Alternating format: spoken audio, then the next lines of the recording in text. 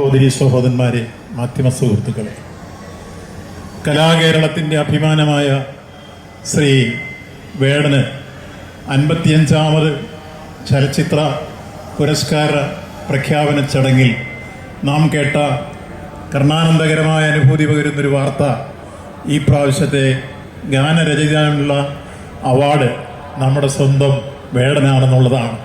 ഏറെ അഭിമാനകരവും ആഹ്ലാദകരവുമാണ് ആ വാർത്ത. സംസ്ഥാന ഗവൺമെൻറ്റിൻ്റെ പേരിൽ അദ്ദേഹത്തെ ഹൃദയം നിറഞ്ഞ് അക്ഷരനഗരിയിലെ ജനങ്ങൾക്കും വേണ്ടി അനുമോദിക്കുകയാണ്. അദ്ദേഹത്തിന് ഇനിയും അദ്ദേഹത്തിൻ്റെ ആ പാട്ട് നിങ്ങൾ പലരും കേട്ടിരിക്കും. ആ 2 വാക്കുകൾ ശ്രദ്ധിച്ചാൽ മതി. വിയർപ്പ് തുന്നിയ കുപ്പായം, മായുകയില്ല നിറങ്ങൾ കട്ടായം. അത് പാടാൻ വേടനല്ലാതെ ഇന്ന് ഈ മലയാളത്തിൽ ആരെയും കണ്ടില്ല എന്നുള്ളതാണ് ഏറ്റവും.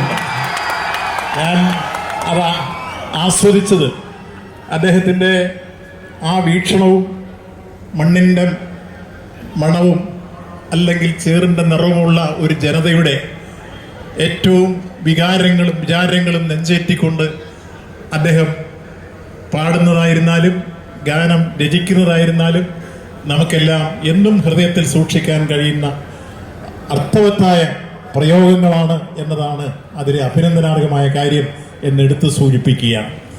പാടത്തും പറമ്പിലും പണിശാലകളിലും പണിയെടുക്കുന്ന ജനകോടികളുടെ ഹൃദയത്തുടിപ്പുകൾക്ക് രൂപവും ഭാവവും നൽകുന്ന ഒരു ശൈലിയുടെ ആവിഷ്കാരമാണ് വേടനിൽ കേൾക്കാൻ കഴിഞ്ഞത്. അത് അദ്ദേഹം ഇതിൽ മാത്രമല്ല, അദ്ദേഹത്തിൻ്റെ പല പാട്ടുകളിൽ ഞാൻ ശ്രദ്ധിച്ചപ്പോൾ അതിലെ അർത്ഥവത്തായ പ്രയോഗങ്ങൾ, അദ്ദേഹം യുണൈറ്റഡ് നേഷൻസിൻ്റെ ഏറ്റവും ശ്രദ്ധേയമായ ഒരു സംഭവവുമായി ബന്ധപ്പെട്ട്, പ്രത്യേകിച്ചും ഒരു കയ്യിൽ സമാധാനത്തിൻ്റെ ഒലിവിലക്കമ്പും മറുകയിൽ നിറതോക്കുമായി വന്ന യാസർ അരഫത്തിനെ അദ്ദേഹം അവതരിപ്പിക്കാൻ ഞാൻ കേട്ടു. എത്ര മനോഹരമായിട്ടാണ് ഒരു അന്തർദേശീയ വിഷയം ഏറ്റവും ഭംഗിയായി അദ്ദേഹം ജനഹൃദയങ്ങളിൽ എത്തിച്ചത്. അദ്ദേഹം യാസിനെയും വാത്മീയെയും അതുപോലെ ഡോക്ടർ അംബക്രയും ഒക്കെ അവതരിപ്പിക്കാൻ ഞാൻ ശ്രദ്ധിച്ചു. എത്ര ഗംഭീരമായിട്ടാണ് അദ്ദേഹത്തിൻ്റെ ആ വിഷയങ്ങളെക്കുറിച്ചുള്ള പഠനവും വീക്ഷണവും അതിലെ പ്രയോഗങ്ങളും. ഈ രാജ്യത്ത് ആഢ്യതയുടെ കസവ് തുന്നിയ മേലങ്കീട്ട തറവാടികളുടെ താവളങ്ങളിൽ ഇടിമുഴക്കത്തിൻ്റെ കാരുണ്യങ്ങൾ സൃഷ്ടിക്കുന്ന പ്രയോഗങ്ങളാണ് ശ്രീ വേടനിൽ നിന്നുണ്ടായിക്കൊണ്ടിരിക്കുന്നത്. അദ്ദേഹത്തിൻ്റെയും അദ്ദേഹത്തിൻ്റെ രചനാ വൈഭവങ്ങൾ ഉയർന്നു വരാൻ കഴിയട്ടെ.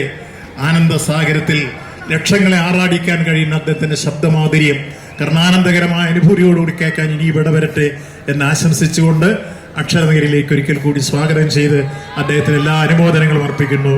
നന്ദി, നമസ്കാരം.